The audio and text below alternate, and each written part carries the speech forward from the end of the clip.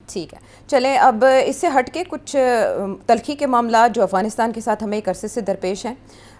दोबारा cross border हम attacks देख रहे हैं और अफ़गानिस्तान की तरफ से कहा जा रहा है कि पाकिस्तान की तरफ से इब्तदा की गई और पाकिस्तान की तरफ से कहा जा रहा है कि वहाँ से इश्तियाल अंगेज़ी की गई।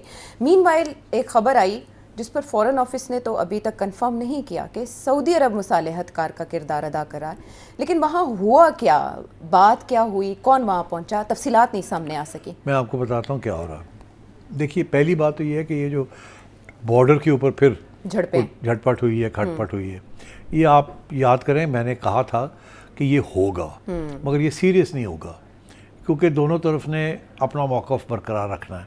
अच्छा। हमने स्ट्राइक्स करनी है इनसाइड ऑन कैंप्स। वो इल्ज़ाम लगाएंगे कि आपने किया है, और जब वो इल्ज़ाम लगाएंगे आपने किया तो फिर उनको कुछ करना पड़ेगा, क्योंकि आफ्टर ऑल वो तो ये नहीं मानते ना कि आपने टेररिस्ट के ऊपर किया है, वो तो कहते हैं आपने हमारी सरजमीन के ऊपर अटैक किए। तो इसलिए वो उनको कुछ करना पड़ेगा। जब उनको कुछ करना पड़ेगा अपने दिखाने के लिए अपने सपोर्टर्स को, तो वो बॉर्डर के ऊपर ही करेंगे और उन्होंने क्या करना है वो तो नहीं कर सकते काउंटर स्ट्राइक से।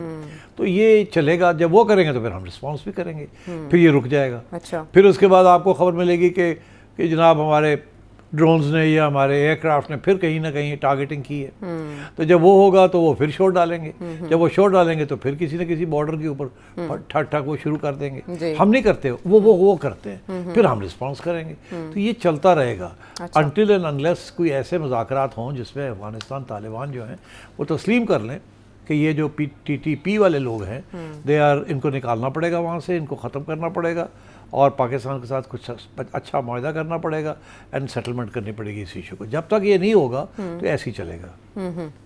अब आपने दूसरी बात की सऊदी अरेबिया की।